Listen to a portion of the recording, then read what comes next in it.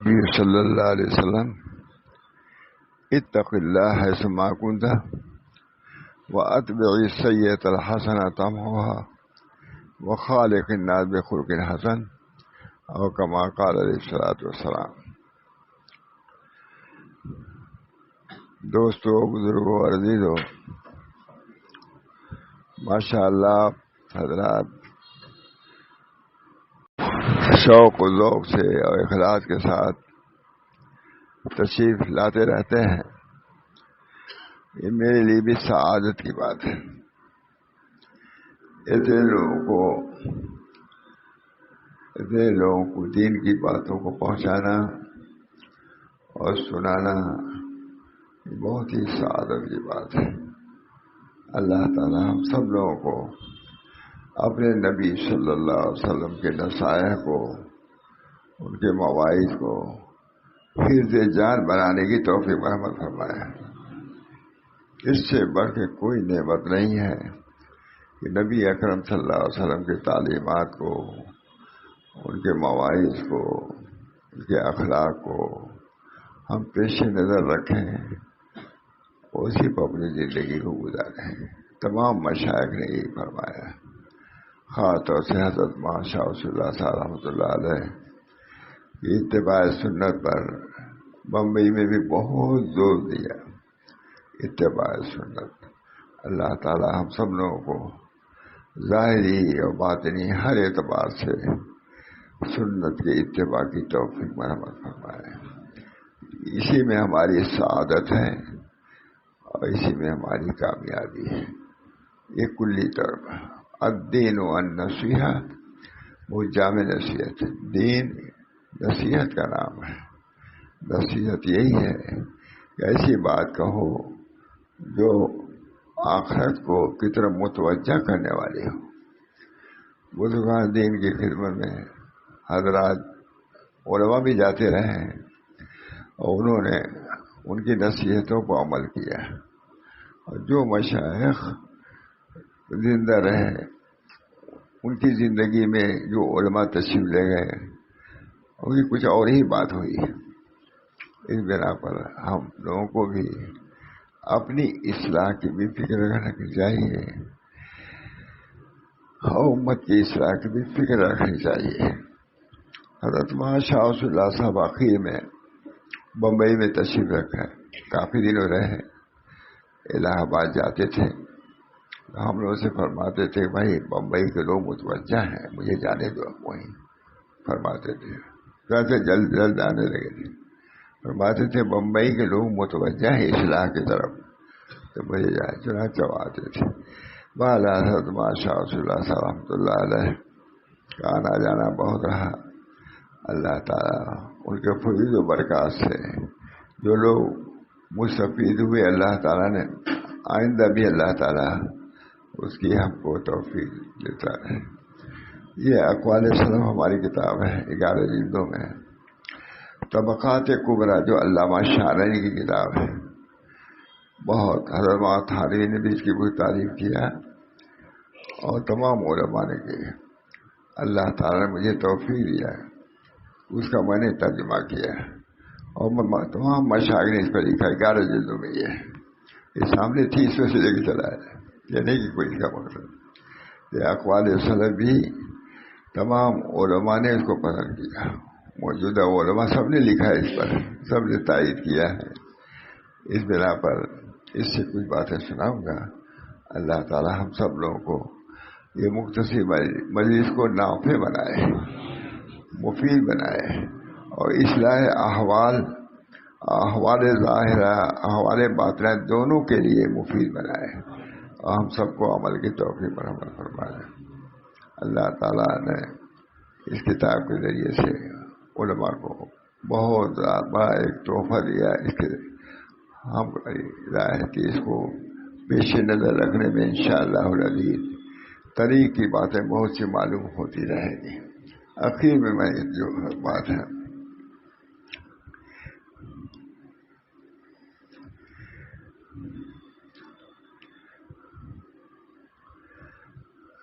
آخر میں لکھا ہے اقوال سلف کا حصہ یاد ہوں، یعنی 11واں حصہ بفضلی تعالیٰ تمام ہوا، اور اسی پر اقوال سلف کا سلسلہ بھی خیر ختام تک پہنچا، جس میں خاتم الانبیاء علیہ صلوات و تسلیمات و دیگر انبیاء کرام علیہ السلام اور صدہا صحابہ کرام و تابعین اولیاء کرام کے مؤثر و مفید اقوال و احوال مذکور ہوئے، جس کو اس حقیر نے تقریباً 46-47 سال کے مسلسل جد و جہد سے جمع و ترتیب دیا ہے۔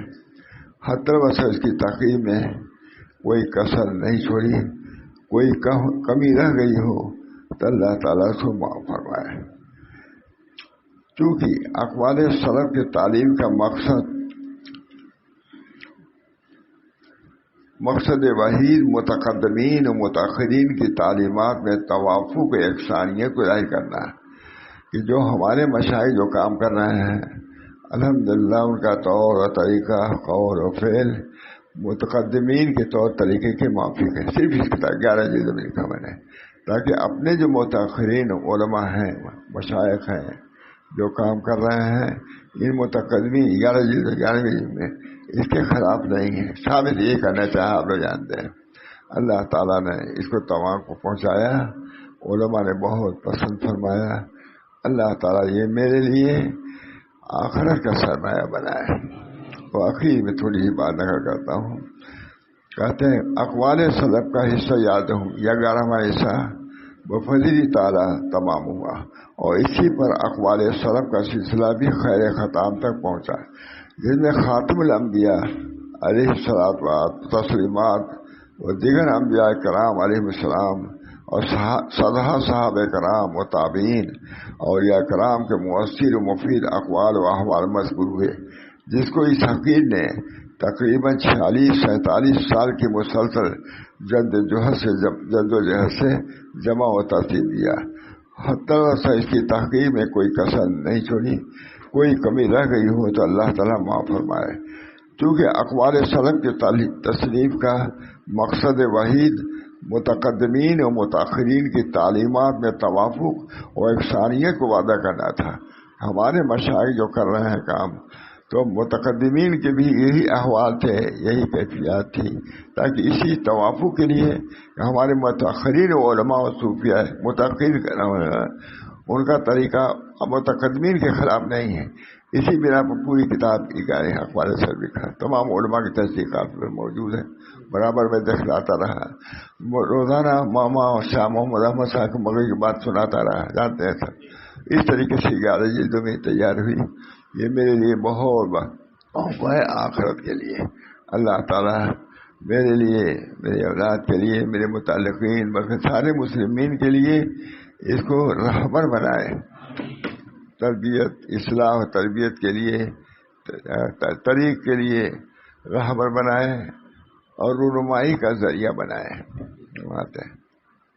فرماتے ہیں چونکہ اقوال سلف کی تعلیم کا مقصد وحید متقدمین اور متاخرین کی تعلیمات میں توافق و یکسانیت کو واضح کرنا تھا، اسے جہاں تک ممکن ہوا اس کو عیاں کرنے کی کوشش کیا۔ الحمدللہ اس کی ہر جلد کو علماء اہل سنت جماعت کی خدمت میں پیش کرتا رہا ہمیشہ۔ محمد احمد صاحب ہے، میں سب لوگ جانتے ہیں اس کو پتا۔ چنانچہ ہر ایک نے اس کی صحت اور ثواب کی تصدیق کی، بلکہ اپنی اپنی آراء تحریری طور پر تقریر و تبصرہ کے عنوان سے پیش کیا ہے، فضل اللہ تعالیٰ۔ اب بطور یاد دہانی کیا ہے کہ اس کتاب کی ابتدا حضرت العلامہ قطب ربانی عبد الوہاب شعرانی کی ذات بابرکات کی شہر آفاق کتاب الطبقات الکبریٰ سے ہوئی۔ اس کتاب کی طبقات الکبریٰ سے ہوئی، اور اولاً سلف صالحین کے اقوال و احوال اسی کتاب سے پیش کیے گئے، اس کے بعد دوسری کتابوں سے بھی پیش کیے گئے ہیں، فضل اللہ۔ مزید یہ ضروری سمجھتا ہوں کہ ان کی ایک نصیحت جو انہوں نے اپنے ابتدائی مضمون کے آخر میں درج فرمایا ہے، اس کو یاد دہانے کے لیے درج کروں، وہ اپنے لیے بھی ہے اور آپ سب کے لیے بھی ہے۔ وہ یہ کہ من من طال مثل هذا الكتاب ولم يحصل له نهضة ولا شوق إلى طريق الله عز وجل وهو ولا سواء. آخر میں فرماتے ہیں کہ جو شخص اس کتاب جیسی کتاب کا مطالعہ کرے اور اس کو اللہ تعالیٰ کی طرف جذب نہ پیدا ہو تو وہ اموات برابر ہے. اس جیسی کتاب کو پڑھنے کے بعد اللہ کے ملاقات کا شوق، ان سے نسبت بدلنے کا ذوق نہ پیدا ہو تو فرما رہے ہیں مصنف خود فرماتے ہیں ثم من طال مثل هذا الكتاب ولم يحصل عنده نهضة ولا شوق إلى طريق الله عز وجل فهو ولا سواء والسلام. کہتے ہیں جو شخص اس جیسی کتاب کا مطالعہ کرے اور اللہ تعالیٰ کی طرف کشش نہ پیدا ہو، جذب نہ پیدا ہو، اصلاح کی فکر نہ پیدا ہو تو وہ اموات برابر ہے. یہ ہمارے بزرگوں نے جو کتابیں لکھی ہیں صرف یہ نہیں کہ صرف ان کو نام کرنا ہے، نہیں، بلکہ انہوں نے اصلاح کے لیے اور انہوں نے لوگوں کی رہبری کے لیے اللہ کے طریق کو واضح کرنے کے لیے لکھا ہے. اللہ تعالیٰ ہم سب لوگوں کو اکابر کی طریقے میرا نہیں کار حضرت ماں لکھتے ہیں وہاں تھانوی حضرت بہت نقل یہاں بھی بہت نقل میں آرے ایکار برسے شاد میں آرے ایکار برسے شاد کتاب اللہ و سنت رسول اللہ و سیرت سلف. تین چیزیں ہیں. اس کام کی بنیاد تین چیزوں پر ہے. تو آپ اللہ کی کتاب تو مقدم، اس کے بعد سنت رسول اللہ صلی اللہ علیہ وسلم ہے اور سیرت سلف. بہت فرماتے تھے، آخر میں یہاں بھی بیان کیا ہوگا بہت، کہ سیرت سلف سامنے رکھو گے تو کتاب و سنت پر عمل کر سکو گے. وہ بھی جینا ہے کتاب و سنت پر عمل کرنے کا. اس بنا پر بزرگوں کے نصائح، ان کی کتابیں، ان کی تصنیفات کو پڑھنا بھی ضروری ہے. ہمارے حضرت بات سید قطب بہت بڑے علامہ شارانی خود لکھا ہے حضرت تھانوی نے کہ دو شخصوں پر علوم کی بارش ہوتی، پتجھڑ کے زمانے میں پتے، ایک حضرت شاہ ولی اللہ صاحب، ایک علامہ شارانی. دونوں کے علوم کی جو زمانے پتے گرتے ہیں، علوم کی بارش. یہ حضرات بہت بڑے اکابر ہمارے ہیں. تین چیزوں کے معیار ایکار بس سے شاید کتاب اللہ و سنت رسول اللہ و سیرت سلف. تم کتاب اللہ اور سنت رسول اللہ کو سمجھ نہیں سکتے جب تک کہ سیرت سلف کو نہیں ملاؤ گے. صحابہ کی سیرت ہے، تابعین کی ہے، تبع تابعین کی. کتاب و سنت کو سمجھنے کے لیے ان کی سیرت کو پیش نظر رکھنا بڑا عظیم و ضروری ہے. اللہ تعالیٰ ہم تو اسی لیے میں نے 11 جلدوں میں کتاب لکھی، 11ویں جلد ہے اور 40-45 سال میں لکھی ہے. برابر میں آپ کو معلوم مغرب بعد ماشاء محمد احمد صاحب دیکھ رہا آتا تھا. حضرت کی کتاب تھی، بہت دن دس سناتے رہتے تھے، یہاں بھی سنا. پھر میں نے اسی کو لیا اور ترجمہ کرتا تھا. وقت کے اکابر خاطر سے حضرت مولانا محمد احمد صاحب محاورہ سب سے بات ہوتی نہیں برابر. تو یہ 11 جلدوں میں لکھی ہے. اللہ تعالیٰ نے جہاں تک مجھے توفیق دی، میں نے اس کے لکھنے میں، اس کے جہد میں، مشقت میں، آپ تو سب جانتے ہیں بہت مشقت کی. میری کوئی یہی کتاب ہے گائے، کوئی اور بھی ہے. اس بنا پر میں چاہتا ہوں کہ میں بھی، میرے بچے بھی، اور جو بھی میرے متعلقین ہیں اس کتاب کو مطالعہ میں رکھیں. انشاءاللہ طریق واضح ہوگا اور اللہ کا قرب اور قبول نصیب ہوگا. تو ایسے کچھ سنا دیتا ہوں. کہتے ہیں من تعالی، ان کی حضرت شیخ کی نصیحت. مزید یہ ضروری سمجھتا ہوں کہ ان کی ایک نصیحت جو انہوں نے اپنے ابتدائی مضمون کے آخر میں درج فرمایا ہے، اس کو یاد دہانی کے لیے درج کرو. علامہ شارانی لکھ رہے ہیں، وہ یہ ہے کہ ثم من طال مثل هذا الكتاب ولم يحصل له نهضة ولا شوق الى طريق الله عز وجل فهو ولا سواء. جو شخص اس جیسی کتاب کا مطالعہ کرے اور اس کو اللہ تعالیٰ کی طرف سے جذب نصیب نہ ہو، اللہ کے طلب نصیب نہ ہو، تو وہ مردے برابر ہے. سچ ان کتابوں کا مطالعہ اس لیے ہونا چاہیے محض شوقاً اور صرف ایک خاص نظریے کے تحت نہیں، بلکہ اس لیے کہ اللہ تعالیٰ کا طریق ہم کو معلوم ہو، کیونکہ اللہ کا طریق سبھی کے لیے ضروری ہے۔ نبی بھی وہ طریق طے کرتا ہے، اپنے نبی اپنے صحابہ کو اس طریق پر لایا، اور آج بھی ہمارے بزرگان دین سلف جو ہیں، اقوال سلف جس کی 11 جلد میں لکھا، یہ 11 جلد ہے، یہی میں نے ظاہر کیا ہے کہ ہمارے بزرگوں نے بھی سنت کے طریق پر اپنے طریق کو جاری رکھا۔ آج سب سے بڑی بنصیحت بمبئی میں آیا حضرت یہی کہتے رہے کہ سنت کو پکڑو، اصل چیز سنت کو پکڑنا ہے۔ اللہ تعالیٰ طریق واضح، طریق متعین، طریق مفید یہی ہے۔ اللہ تعالیٰ ہم سب لوگوں کو نبی اکرم صلی اللہ علیہ وسلم کو کے طریق پر چلنے کی، رہنے کی معیار کار برسے شاد، علماء لکھتے ہیں معیار کار برسے شاد کتاب اللہ و سنت رسول اللہ و سیرت سلف، بہت کہتے ہی رہتے تھے، یہاں لکھنا ہوگا۔ معیار کار اس کام کی بنیاد 3 چیزوں پر ہے: اللہ کی کتاب، حضور اقدس صلی اللہ علیہ وسلم کی سنت، اور سیرت سلف۔ سلف کی سیرت کو لوگے تبھی کتاب اللہ سنت رسول اللہ کو سمجھ سکو گے۔ اس بنا پر ان کی سیرت کو، ان کے اقوال کو، ان کے احوال کو، ان کے اصلاحی مضامین کو پڑھنا لکھنا ضروری ہے۔ اسی کے تحت یہ کتاب لکھی حضرت کے زمانے سے 11 جلدوں میں۔ اللہ تعالیٰ میرے اس صحیح کو قبول فرمائے، دن رات یہی کام کیا ہے۔ اللہ تعالیٰ اس صحیح کو قبول فرمائے، مجھ کو بھی، میرے تمام اہل عیال کو بھی، تمام متعلقین کو بھی کتاب اللہ پر عمل کی توفیق دے، سنت رسول اللہ پر عمل کرنے کی توفیق دے، اور سیرت سلف کو پیش نظر رکھنے کی توفیق دے، کیونکہ ہماری سیرت سلف سب کتاب اللہ ماخوذ مستنبط ہے کتاب اللہ سے اور سنت رسول اللہ سے۔ جو کچھ ہمارے بزرگوں نے کہا ہے، چاہے حضرت تھانوی نے کہا ہو، چاہے اسماعیل صاحب نے کہا ہو، چاہے محمد قاسم صاحب نے کہا ہو، یہ تمام حضرات متبع سنت تھے، اور بغیر اتباع سنت کے کوئی ولایت کے درجے پر پہنچ نہیں سکتا۔ طریق وہی ہے، اتباع سنت۔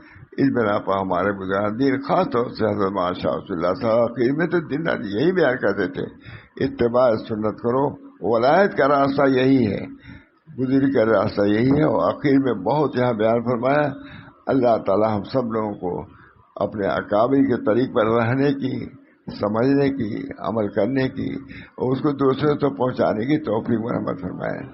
اللہ تعالی ہم لوگوں کو فرائض کی ادائیگی کی بھی توفیق دے، سنن کی بھی، اور سب سے بڑی چیز یہ ہے اصلاح نفس۔ نبی اکرم صلی اللہ علیہ وسلم کی بعثت اسی لیے ہی اتباع، تاکہ متبع سنت لوگوں کو بنائے، صحابہ کرام کو سنت کا متبع بنایا۔ یہی طریق ہے جو اللہ تعالیٰ پہنچانے والا ہے۔ اللہ تعالیٰ مجھے بھی توفیق دے، آپ حضرات کو بھی۔ تو کتاب بہت اچھے ایسا کہا تھا، سنا ہوں، میں بھی بیماری چل رہا ہوں، اس بنا پر اسی بس کرتا ہوں، شاید یہ آخری مجلس ہو۔ اللہ تعالیٰ مجھے بھی، آپ سب حضرات کو بھی توفیق دے ہے کہ کتاب اللہ پر عمل کریں، سنت رسول اللہ صلی اللہ علیہ وسلم اور سیرت سلف کو ساتھ لیں۔ بالو ایسے ہوتے ہیں سیرت سلفی کو سب کو نہیں، کتاب اللہ کو لو، یہ دن رات کہتے گئے، یہاں بھی ہے حضرت ماشاء، اور سنت رسول اللہ کو بھی، اور سیرت سلف کو پیش نظر رکھو۔ طریق تم کو معلوم ہوگا کہ اس طریقے سے ہمارے سلف سنت پر چلے ہیں، ظاہری اعتبار سے بھی اور باطنی اعتبار سے بھی۔ کوئی اس کے خلاف کرتا ہے تو وہ سنت کا طریق نہیں ہوگا، وہ خود ساختہ طریق ہوگا۔ اللہ تعالی ہم سب لوگوں کو اپنے بزرگوں کے طریق پر رہنے کی اور پر چلنے کی، اپنے بچوں کو چلانے کی توفیق مرحمت فرمائے۔ ہر شخص کو اعتائیہ اور جذبہ ہو کہ اپنی زندگی ہم سنت کے مطابق گزاریں۔ اللہ مجھے بھی توفیق دے، اولاد کو بھی، اور سارے جو حضرات آتے جاتے رہتے ہیں، دن بھر یہ کام ہی رہتا ہے، لکھتا بھی ہوں۔ 11 جلدوں میں کتاب ہے اقوال سلف، 11 جلدوں میں۔ شاہ رسول اللہ صاحب طبقات کبریٰ کو لے کر بیٹھے ہی تھے، معلوم۔ اس کے بعد مجھے داعیہ ہوا ہے کہ میں بھی سنوں، کچھ لوگوں نے کہا تم بیان تو کرتے ہی رہتے ہو مجلس میں، تو اس کو لکھ بھی دو، ہے نا یہ اس کو بہت سے لوگوں نے بہت سے تو لکھنے میں 11 جلد، یہ 11ویں جلد، 11 جلد نہیں ہے، یہ 11ویں جلد ہے۔ اللہ تعالیٰ نے مجھے توفیق دیا کہ بزرگوں کی سیرت کو اور ان کے اقوال کو اس کے تحت میں نے درج کیا ہے۔ اللہ تعالیٰ اپنے فضل و کرم سے، لوگوں نے پوچھا کتنے دیر میں لکھا، میں نے کہا یہی 40-45 سال میں لکھا ہے، صبح اور شام لکھتے ہی رہا، آپ لوگ دکھاتا رہا، درمیان میں علماء آتا رہے، امام محمد احمد صاحب کو مغرب بعد مستقل سناتا رہا، وہاں سبھی بزرگوں کو سناتے اس حد تک پہنچی 11 جلدوں میں۔ اللہ تعالیٰ اس کو قبول فرمائے اور اللہ تعالیٰ اپنے طریق کو، اپنے طالبین کو واضح فرمائے۔ میں صرف بزرگوں کی تعلیمات کو بالکل جو سنت کے مطابق ہیں، تمام علماء نے اس کے عربی میں ترجمہ ہو چکا، انگریزی میں ترجمہ ہو چکا ہے، عربی میں ہو چکا ہے۔ اللہ تعالیٰ کا شکر کہ عربوں نے بھی قبول کیا اس کو، ہم نے کوئی اس میں ایسی بات نہیں کی جو کتاب و سنت کے خلاف ہو، کچھ نہیں، بہت احتیاط سے۔ ہمارے حضرت ماشاء رسول اللہ صلی اللہ علیہ وسلم زبردست متبع سنت تھے، ان کا طریق ممہد بالکتاب و سنت تھا، ان کا طریق کتاب و سنت سے مؤید تھا، ذرا سے کوئی بات ہی نہیں سنت کے خلاف ہے۔ جو یہاں بھی وہ رہے، کچھ لوگ جانتے ہیں، پہچانا نہ پہچانا دوسری بات ہے، کہ انہوں نے پورا کام بمبئی میں بھی کیا ہے، اسی طریقے کو جاری کرنے کے لیے لوگ بلاتے بھی ہیں۔ اور میں جہاں تک ہو سکتا ہے اپنے بزرگوں کے طریقے، حضرت حاجی امداد اللہ صاحب، تمام مشائخ کو میں آ رہے کار برسے شاید بہت سناتے تھے، میں آ رہے کار برسے شاید۔ اس کام کی بنیاد 3 چیزوں پر ہے، کتاب اللہ و سنت رسول اللہ و سیرت سلف۔